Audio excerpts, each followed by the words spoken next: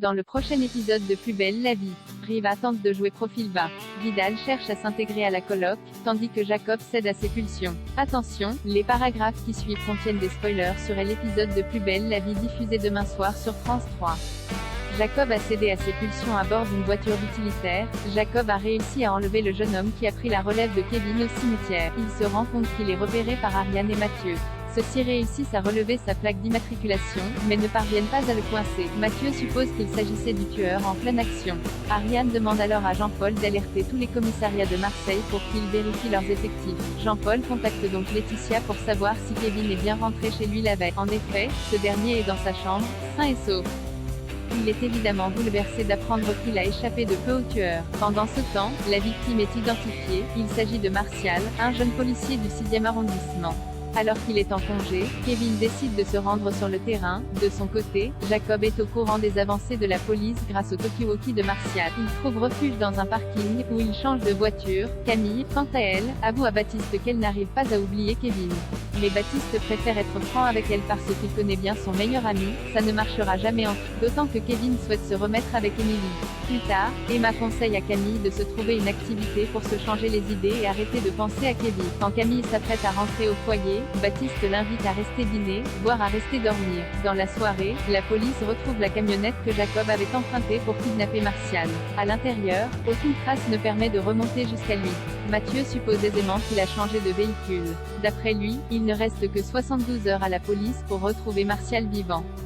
Gabriel pense avoir été piégé par Anthony. Gabriel se prépare à son rendez-vous au Conseil de l'Ordre, qui sera présidé par un professeur réputé pour sa sévérité.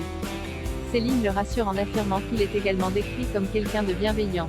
Gabriel a conscience qu'il va devoir faire preuve de modestie. Mais il ne peut s'empêcher de confier sa théorie à son avocate et son mari. Selon lui, il a été piégé par Pirate 13, dont la caractéristique est de faire une faute d'orthographe sur le mot néphrectomie, exactement comme sur le protocole opératoire de Madame Danjoy, que Gabriel a suivi à la lettre. Comme ce protocole opératoire est d'ordinaire rédigé par une infirmière, Gabriel suppose qu'il y a eu falsification du document. Mais Céline et Thomas pensent qu'il refuse simplement d'admettre son erreur. Gabriel enchaîne avec sa dernière journée de stage. Grâce à Cédric, il se rend compte que le brancardier de Marseille-Est se trouve derrière le pseudo-pirate. Lors de son rendez-vous avec le Conseil de l'Ordre, Gabriel ignore les conseils de Céline et affirme qu'Anthony, le brancardier, est responsable de son erreur. En apprenant ce qu'il a fait, Thomas considère qu'il est allé trop loin. Romain cherche à s'intégrer à la coloc. Romain sort de la douche en se plaignant auprès d'Émilie car ses serviettes ont toutes rétréci.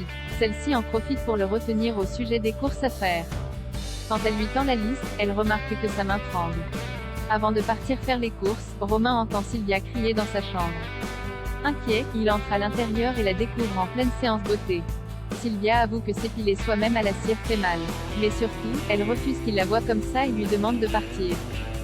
Romain confie alors à Estelle qu'il a du mal à trouver ses marques à la coloc, notamment parce qu'il est le seul homme. Estelle cherche à savoir s'il est intéressé par l'une de ses charmantes colocataires, mais Romain lui rappelle qu'il ne veut pas se mettre en couple à cause de sa maladie. De retour des courses, Romain montre fièrement tout ce qu'il a acheté à ses colocs. Celle-ci relève quelques erreurs.